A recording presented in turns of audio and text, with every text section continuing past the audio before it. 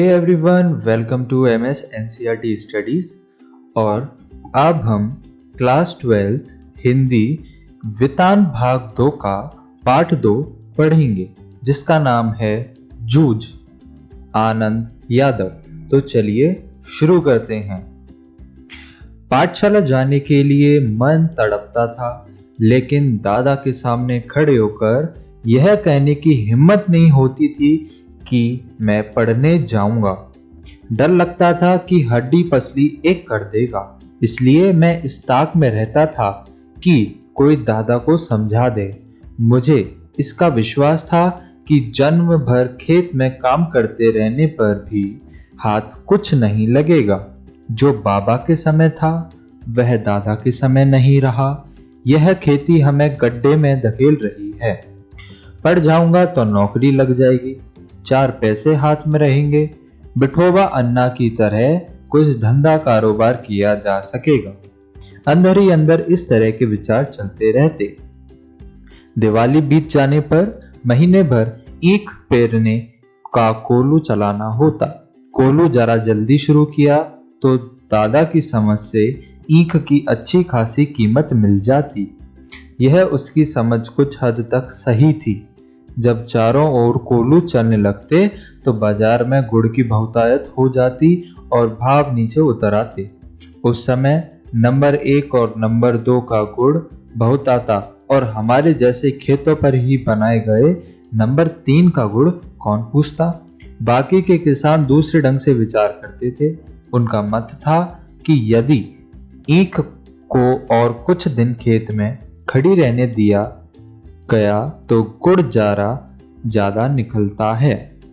देर तक खड़ी रहने वाली ईख से रस में पानी की मात्रा कम होती है और रस गाढ़ा हो जाता है, जिसके कारण ज्यादा गुड़ निकलता है। लेकिन दादा की समझ से गुड़ ज्यादा निकलने की अपेक्षा भाव ज्यादा मिलना चाहिए, इसलिए सारे गांव भर में हमारा कोलू सबसे पहले शुरू होता था। इसी कारण वह इस वर्ष भी शुरू हुआ और हम उससे जल्दी जल्दी निपट गए। आगे के काम में लग गए। सभी जन धूप में लेटे हुए थे। माँ धूप में कंडे थाप रही थी। मैं बाल्टी में पानी भर भर कर उसे दे रहा था। कुछ न कुछ बातचीत भी कर रहे थे। हम दोनों ही थे, इसलिए यह सोचकर कि बात माँ से कहनी चाहिए, और मैंने अपने पढ़ने की बात छेड़ दी। माँ ने कहा, अब तू ही बता मैं क्या करूं। पढ़ने लिखने की बात की तो वह बड़े हाल सुअर की तरह घुर्राता है। तुझे मालूम है, माँ के मन में जंगली सुअर बहुत गहराई में बैठा हुआ था। अब मट्ठा खेती के सभी काम बीत गए। मेरे लिए अब कुछ तो करना नहीं रह गया, इसलिए कहता हूं तू दादाजी राव सरकार से मेरे पढ़ने के बारे में कह। आज ही रात को उनके यहाँ चलेंगे। मैं चलूंगा तेरे साथ। तो उन्हें सब कुछ समझाकर बता दे, तो वह दादा को ठीक तरह से समझा सकेंगे। ठीक है, चलेंगे। माँ ने हाँ तो की, लेकिन अंदर से माँ के स्वर में उदासी थी। मुझे भी मालूम था कि इतना करने पर भी कोई लाभ नहीं होगा, लेकिन वह मेरा मन रखने के लिए जाने को तैयार हो गई। मेरी तड़पन वह समझती थी। 7वीं तक पढ़ने की उसके मन में तैयारी थी, लेकिन दादा के आगे उसका बस नहीं चलता था। रात को मैं और माँ दत्ताजी राव देसाई के यहाँ गए। माँ ने दीवार के सहारे बैठकर दत्ताजी राव से सब कुछ कह दिया। वह भी इस बात से सहमत हो गए। माँ ने यह भी बताया कि दादा सारे दिन बाजार में रखमाबाई के पास गुजार देते हैं, खेत के काम में हाथ नहीं लगाता है। माँ ने देसाई को यह विश्वास दिला दिया कि दादा को सारे गांव भर आजादी के साथ घूमने को मिलता रहे, इसलिए उसने मेरा पढ़ना बंद कर मुझे खेती में जोत दिया। यह सुनते ही देसाई दादा चिढ़ गए और बोले, आने दे अब उसे, मैं उसे सुनाता हूं कि नहीं, अच्छी तरह देख। उठते उठते मैंने भी दत्ताजी राव से कहा, अब जनवरी का महीना है, अब परीक्षा नजदीक आ गई है। मैं यदि अभी भी कक्षा में जाकर बैठ गया तो पढ़ाई की दुहाई कर ली तो 2 महीने में 5वीं की सारी तैयारी हो जाएगी और मैं परीक्षा में पास हो जाऊंगा। इस तरह मेरा साल बच जाएगा। अब खेती में ऐसा कुछ काम नहीं है। मेरा पहले ही 1 वर्ष बेकार चला गया है। ठीक है, ठीक है, अब तुम दोनों अपने घर जाओ। जब वह आ जाए तो मेरे पास भेज देना और उसके पीछे से घड़ी भर बाद भी तू भी आ जाना रे छोरे। कहा कि जी कहकर हम खड़े हो गए। उठते उठते हमने कहा कि हमारे यहाँ आकर ये सभी बातें कहीं, यह मत बता देना नहीं तो हम दोनों की खैर नहीं है। माँ अकेली साग भाजी देने आई थी, यह बता देंगे तो अच्छा होगा। ठीक है, ठीक है, मुझे जो करना है मैं करूंगा। देख, उसके सामने ही तुझसे कुछ पूछूंगा तो निडर होकर साफ साफ उत्तर देना, डरना मत। नहीं जी। मैं माँ के साथ लौट आया। 1 घंटा रात बीते दादा घर पर आया। मैं घर में ही था।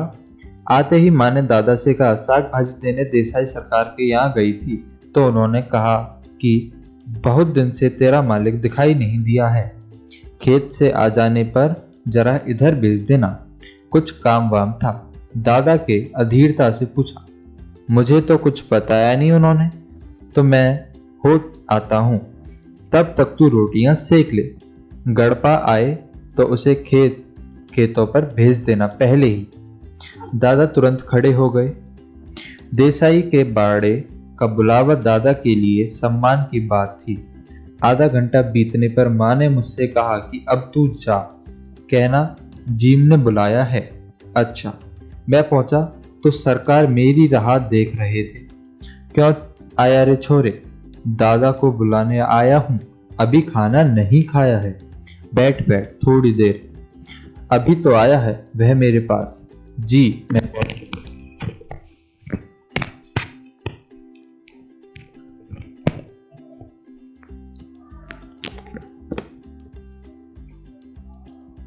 धीरे धीरे दत्ता जी राव पूछने लगे, कौन सी में पढ़ता है रे तू? जी 5वीं में था, किंतु अब नहीं जाता हूं। क्यों रे? दादा ने मना कर दिया है, खेतों में पानी लगाने वाला कोई नहीं है। क्यों रतनपा? हाँ जी। फिर तू क्या करता है? सरकार ने दादा से जरह करना शुरू किया तो सारा इतिहास बाहर निकल आया। सरकार ने दादा पर खूब गुस्सा किया। उन्होंने दादा की खूब हजामत बनाई। देसाई के खेत को छोड़ देने के बाद दादा का ध्यान किसी काम की तरफ नहीं रहा।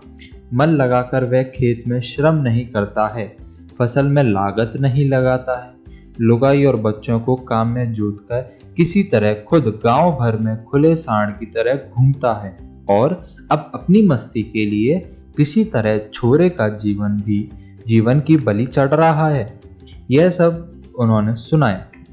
दादा के हर एक तर्क को दादा दत्ता जी राव ने काट दिया और मुझसे कहा, सवेरे से तू पाठशाला जाता रहे, कुछ भी हो पूरी फीस भर दे उस मास्टर की और मन लगाकर पढ़ाई कर और किसी भी तरह साल नहीं मारा जाए, इसका ध्यान रख। यदि इसने तुझे पढ़ने नहीं भेजा तो सीधा चला आ इधर, सुबह शाम जो हो सके वह काम कर यहाँ और पाठशाला जाते रहना। मैं पढ़ूंगा तुझे। इसके पास जरा ज्यादा बच्चे हो गए हैं, इसलिए तुम्हारे साथ कुत्तों की तरह बर्ताव करता है। मैंने माना कब किया है जी? इसको जरा गलत आदत पड़ गई थी, इसलिए पाठशाला से निकलकर जरा नजरों के सामने रख लिए। कैसी आदतें? चाहे जैसे यहाँ वहाँ कुछ भी करता है, कभी कंडे बेचता है, कभी चारा बेचता है, सिनेमा देखता है, कभी खेलता जाता है। खेती और घर के काम में इसका बिल्कुल ध्यान नहीं। दादा ने मेरे ऊपर अचानक हल्ला बोल दिया। क्यों रे छोरे? नहीं जी, कभी एक बार मेले में पटा पर पैसे लगा दिए थे। दादा तो कभी भी सिनेमा के लिए पैसे नहीं देते, इसलिए खेत पर गोबर बीन कर माँ से कंडे थपवा लिए थे और उन्हें बेचकर ही कपड़े बनवाए थे। उस समय एक बार सिनेमा गया था, मैंने भी झूठ सच मिलाकर ठोक दिए। अब यह सब बंद कर और सिर्फ पढ़ाई में मन लगा। ना, पास नहीं हुआ और है कभी। नहीं जी, पाठशाला जाना ही बंद कर दिया, इसलिए परीक्षा में नहीं बैठा हूँ। अच्छा अच्छा, अब तू घर जा और सवेर से पाठशाला जाने लग। जी।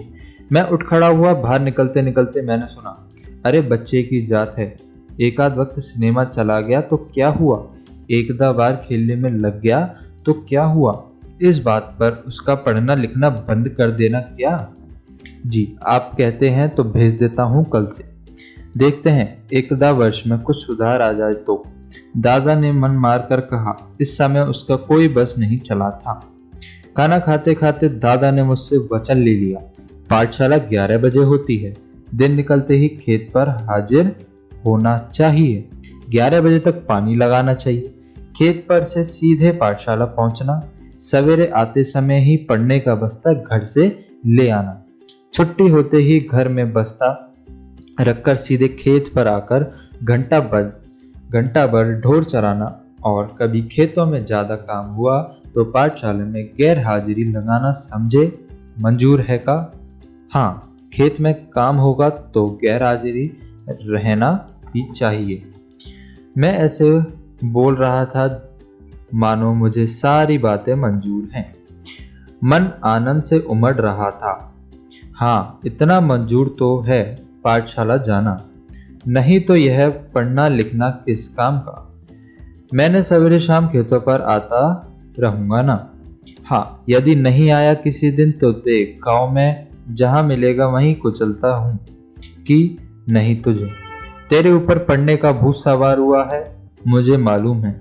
बलिस्टर होने वाला है तू। दादा बार बार कुर कर रहा था। मैं चुपचाप गर्दन नीची करके खाने लगा था। रोते धोते पाठशाला फिर से शुरू हो गई। गर्मी सर्दी हवा पानी वर्षा भूख प्यास आदि का कुछ भी ख्याल न करते हुए खेती के काम की चक्की में 11 से 5 बजे तक पिसते रहने से छुटकारा मिल गया। उस चक्की की अपेक्षा मास्टर की छड़ी की मार अच्छी लगती थी, उसे मैं मजे से सहन कर लेता था। दोपहर भर की कड़क धूप का समय पाठशाला में छाया में व्यतीत हो रहा था। गर्मी के 2 महीने आनंद में बीत गए। फिर से 5वीं में जाके बैठने लगा। फिर से नाम लिखवाने की जरूरत नहीं पड़ी। 5वीं नापास की टिप्पणी में नाम के आगे लिखी हुई थी, वह 5वीं के ही हाजिर रजिस्टर में लिखा रह गया था। पहले दिन कक्षा में गया तो गली के 2 लड़के को छोड़कर कोई भी पहचान का नहीं था। मेरे साथ के सभी लड़के आगे चले गए थे। मेरी अपेक्षा कम उम्र और मैं जिन्हें कम अक्ल का समझता था, उन्हीं के साथ बैठना पड़ेगा। यह बात कक्षा में पहुंचने पर समझ में आई। मन खट्टा हो गया। भारी अपरिचित जैसा एक बेंच के एक सिर पर कोने में जाकर बैठा। मास्टर कौन है इसका पता नहीं था। पुरानी किताबों और पुरानी कॉपियों का उस कक्षा में कोई संबंध नहीं था। फिर भी लट्ठे के बने थैले में उन्हें ले आया था। बस अड्डे पर कोई लड़का अपनी पोटली संभाले किसी इंतजार में जैसे बैठा होता है, उसी तरह मैं अपनी पढ़ाई की पुरानी धरोहर संभाले बैठा था। क्या नाम है मेहमान? नया दिखाई देता है या गलती से इस कक्षा में आ बैठे हो? कक्षा के सबसे शरारती चड्ढा ने लड़के के सामने आकर खिल्ली उड़ाने के स्वर में पूछा। मेरा ध्यान में आया कि मेरी पोशाक अभी अजनबी जैसी है। बालूगड़ी की लाल माटी के रंग में मेटमली हुई धोती और गमछा पहनकर मैं अकेला ही था। देख देख तुम्हारा गमछा, कहते हुए उसने मेरा गमछा खींच लिया। गया अब मेरा गमछा पूरी कक्षा में इसकी खींचतान हो गई और फट जाएगा। मन में मैं यह सोचकर रुआस हो गया, लेकिन वैसा कुछ नहीं हुआ। उस लड़के ने उसे अपने सिर पर लपेट लिया और मास्टर की नकल करते हुए उसे उतार कर टेबल पर रखकर अपने सिर पर हाथ फेरते हुए हुश की आवाज की। इतने में मास्टर आ गए और वह गुंडा झट से अपनी जगह पर आके बैठा। मेरा गमछा टेबल पर ही रहा। पहले दिन ही इस घटना ने मेरे दिल की धड़कन बढ़ा दी और छाती में धक धक होने लगी। रडनवेर मास्टर कक्षा में आए। टेबल पर मेटमला गमछा देखकर उन्होंने पूछा, किसका है? मेरा है मास्टर। तू कौन है? मैं जागते पिछले साल फेल होकर इसी कक्षा में बैठा हूँ। गमछा ले जा पहले। उसने छड़ी से मेरा गमछा उठाकर नीचे डाल दिया और मैं उसे उठाने गया तो कहा, यहाँ क्यों रखा है मूर्खों की तरह? मैंने नहीं रखा मास्टर, उस लड़के ने मेरे सर से छीन लिया और यहाँ रख दिया। यह चड्ढा का बच्चा बिन बात के उठक पटक करता है। कहते हुए मास्टर उस लड़के की ओर चले गए। मास्टर ने मेरे बारे में और भी पूछताछ की और वामन पंडित की कविता पढ़ाने लगे। बीच की छुट्टी में मेरी धोती की कांच उस लड़के ने 2 बार खींचने की कोशिश की, लेकिन मैं फिर दीवार की तरफ पीठ करके बैठा तो पूरी छुट्टी होने तक उससे पहले नहीं उठा ही नहीं। खिलौने के लिए बनाए गए कौवा के बच्चे को खुले में रख देने पर जैसे कौवे चारों ओर से उस पर चोंच मारते हैं, वैसा ही मेरा हाल हो गया। मेरी ही पाठशाला मुझे चोंच मारकर घायल कर रही थी। घर जाते समय सोच रहा था कि लड़के मेरी खिल्ली उड़ाते हैं, धोती खींचते हैं, गमछा खींचते हैं, तो इस तरह कैसे निभाा होगा। नहीं जाऊंगा ऐसी पाठशाला में, इससे तो अपना खेत ही अच्छा है। चुपचाप काम करते रहो। गली के 2 ही लड़के हैं कक्षा में, वे भी मुझसे कमजोर हैं, वे क्या मदद करेंगे। मन उदास हो गया। 4वीं से 5वीं तक पाठशाला अपनी लगती थी, लेकिन अब वह एकदम पराई जैसी लगने लगी। अपना वहां कोई नहीं है। सवेरे हो जाने पर मैं उमंग में था, फिर से पाठशाला चला गया। माँ के पीछे पड़कर एक नई टोपी और 2 नाड़ी वाली चड्डी मेल खाऊं रंग की 8 दिन में मंगवा ली। चड्डी पहनकर पाठशाला में और धोती पहनकर खेत पर जाना शुरू हुआ। धीरे धीरे लड़कों से परिचय बढ़ गया। मंत्री नामक मास्टर कक्षा अध्यापक के रूप में बीच में आए। वे प्राय छड़ी का उपयोग नहीं करते थे, हाथ से गर्दन पकड़कर पीठ पर घूसा लगाते थे। पीठ पर एक जोर का बैठते ही लड़का हुक भरने लगता। लड़कों के मन में उनकी दहशत बैठी हुई थी। इसके कारण उद्यम करने वाले लड़कों को प्राय मौका नहीं मिलता था। पढ़ने वाले लड़कों को शाबाशी मिलने लगी। मंत्री मास्टर गणित पढ़ाते थे। एकदा सवाल गलत हो जाता तो उसे वे अपने पास बुलाकर समझा देते। एकदा लड़के की कोई मूर्खता दिखाई देती तो वे उसे वहीं ठोक देते। इसलिए सभी का पसीना छूटने लगता। सभी लड़के घर से पढ़ाई करके आने लगे। बसंत पाटिल नामक एक लड़का शरीर से दुबला पुतला किंतु बड़ा होशियार था। उसके सवाल हमेशा सही निकलते थे। स्वभाव से शांत, हमेशा पढ़ने में लगा रहता। घर से पूरी तैयारी करके आता होगा। दूसरों के सवालों की जांच करता था। मास्टर ने उसे कक्षा मॉनिटर बना दिया था। हमेशा पहली बेंच पर बैठकर बिल्कुल मास्टर के पास। कक्षा में उसका सम्मान था। मुझे यह लड़के मेरी अपेक्षा छोटा लगता है। मैं उससे पहले ही 5वीं में पहुंच गया था। गलती से पिछड़ गया हूँ, इसलिए मास्टर को कक्षा का मॉनिटर मेरे हाथों में सौंपना चाहिए, मुझे ऐसा लगने लगा। दूसरी ओर यह भी लगता था कि मुझे 2 महीने में 5वीं की पूरी तैयारी करके अच्छी तरह पास होना है। कक्षा में दंगा करना और पढ़ाई की अपेक्षा करना मेरे लिए मुसीबत नहीं। हम तो इस कक्षा में ऊपरी हैं, यह नहीं भूलना चाहिए। इन सब बातों के कारण मेरा ध्यान पढ़ाई की ओर ही रहा और वसंत पाटिल की तरह मैं पढ़ाई का काम करने लगा। मैंने अपनी किताबों पर अखबारी कागज के कवर चढ़ा दिए। अपना बस्ता व्यवस्थित कर रखने लगा। हमेशा कुछ ना कुछ पढ़ने बैठा रहता था। उसने यदि कक्षा में कोई शाबाशी का काम किया तो मैं दूसरे दिन वैसा ही कुछ करने लगा। मन की एकाग्रता के कारण गणित झटपट समझ में आने लगा और सवाल सही होने लगे। कभी कभी वसंत पाटिल के साथ साथ एक तरफ से वह दूसरी तरफ से मैं लड़कों के सवाल जांचने लगा। इसके कारण मेरी और वसंत की दोस्ती जम गई। एक दूसरे की सहायता से कक्षा में हम अनेक काम करने लगे। मास्टर मुझे आनंद कहकर बुलाने लगे। मुझे पहली बार किसी ने आनंद कहकर पुकारा। माँ कभी आनंद कहती, परंतु बहुत कम। मास्टरों के इस अपनेपन व्यवहार के कारण, वसंत की दोस्ती के कारण पाठशाला में विश्वास बढ़ने लगा। नवा सौदागर मास्टर मराठी पढ़ाने आते थे। पढ़ाते समय वे स्वयं रम हो जाते थे। विशेषतः वे कविता बहुत अच्छी ढंग से पढ़ाते थे। सूर्य लगला, छंद की बढ़िया चाल और उसके साथ ही रसिकता थी उनके पास। पुरानी नई मराठी कविताओं के साथ साथ उन्हें अनेक अंग्रेजी कविताएं कंठस्थ थीं। उनके छंदों की लय, गति, ताल उन्हें अच्छी तरह आते थे। पहले वे एकदा कविता गाकर सुनाते थे, फिर बैठे बैठे अभिनय के साथ कविता का भाव ग्रहण कराते, उसी भाव की किसी अन्य कवि की कविता भी सुनकर दिखाते। बीच में कवि यशवंत, भाव भरोकर, भातांबे, गिरीश, केशव कुमार आदि के साथ अपनी मुलाकात के स्मरण सुनाते।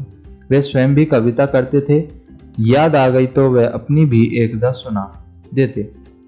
यह सब सुनते हुए, अनुभव करते हुए मुझे अपना भान ही नहीं रहता था।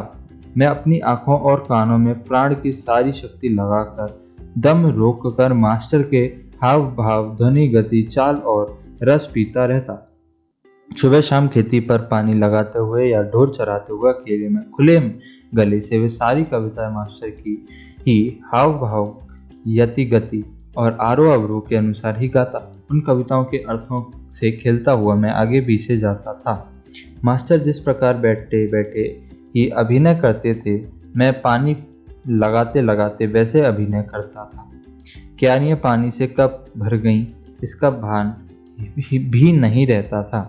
मास्टर की चाल पर दूसरी कविताएं भी पढ़ी जा सकती, इसका पता भी मुझे उसी समय चला। इन कविताओं के साथ खेलते हुए मुझे दो बड़ी शक्तियां प्राप्त हुईं। पहले ढोर चराते हुए, पानी लगाते हुए, दूसरे काम करते हुए। अकेलेपन बहुत खटाकता था। किसी के साथ बोलते हुए, गपशप करते हुए, हंसी मजाक करते हुए काम करना अच्छा लगता था।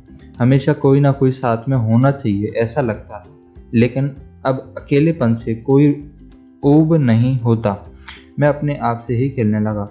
उल्टा अब तो ऐसा लगने लगा कि जितना अकेला रहूं उतना अच्छा। इस कारण कविता ऊंची आवाज में गाई जा सकेगी, किसी भी तरह का अभिनय किया जा सकेगा। कविता गाते गाते थू थूई करके नाच जा सकता था। मैं सचमुच ही नाचने लगता था।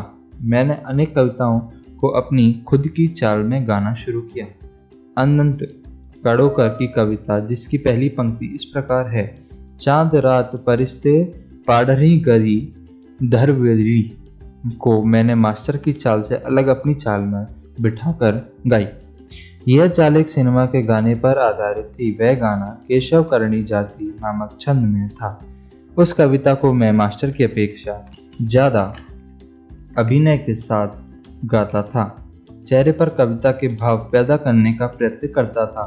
मास्टर को मेरा प्रयत्न इतना अच्छा लगा कि उन्होंने 6ठी 7वीं कक्षा के सभी लड़कों के सामने मुझे बुलवाकर गवाया। पाठशाला के एक समारोह में भी उसे गवाया। इसके कारण मुझे लगा कि मेरे कुछ नए पंख निकल आए हैं।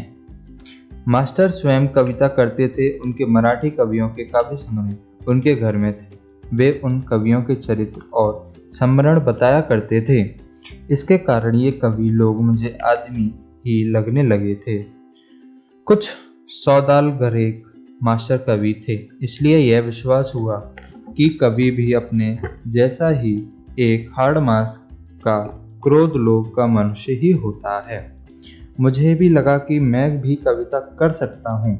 मास्टर के दरवाजे पर छाई हुई मालती की बेल पर मास्टर की एक कविता लिखी थी।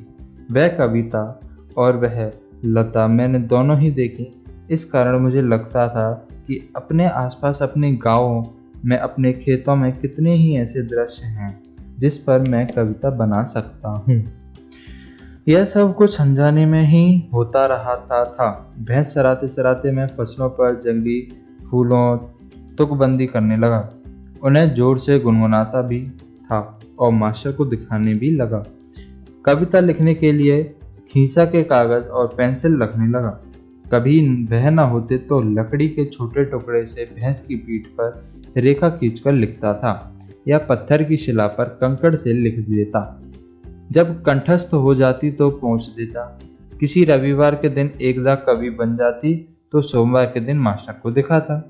बहुत बार तो सवेरे होने तक का धीरज छूट जाता और मैं रात को ही मास्टर के घर जाकर कविता दिखाता। वे उसे देखते और शाबाशी देते और फिर कभी कभी तो कविता के शास्त्र पर एक पूरी महफिल हो जाती। बोलते बोलते मास्टर बताते कवि की भाषा कैसी होनी चाहिए, संस्कृत भाषा का उपयोग कविता के लिए किस तरह होता है। छंद की जाति कैसे पहचानें, उसका लय क्रम कैसे देखें, अलंकारों में सूक्ष्म बातें कैसे होती हैं। अलंकारों का भी एक शास्त्र होता है। कवि को शुद्ध लेखन करना क्यों जरूरी होता है, शुद्ध लेखन के नियम क्या हैं, आदि अनेक विषयों पर वे सहज बातें बताते रहते। मुझे उनके प्रति अपनापन अनुभव होता। वे मुझे पुस्तक देते, अलग अलग प्रकार के कविता संग्रह देते। उन्होंने कई नई तरह की कविता सुनाई और मैं लगा इस तरह ढेर पर कविता बनाऊंगा। फिर तो सारे दिन उस दिशा में मेरी कोशिश चलती। इन बातों से मैं सौदागर मास्टर के बहुत नज़दीक पहुंच गया और जाने अनजाने मेरी मराठी भाषा सुधरने लगी। उसे लिखते समय मैं बहुत सचेत रहने लगा, अलंकार, छंद, लय आदि को सूक्ष्मता से देखने लगा। शब्दों का नशा चढ़ने लगा और ऐसा लगने लगा कि मन में कोई मधुर बाजा बजाता रहता है। अनुवाद केशव प्रथम वीर। धन्यवाद।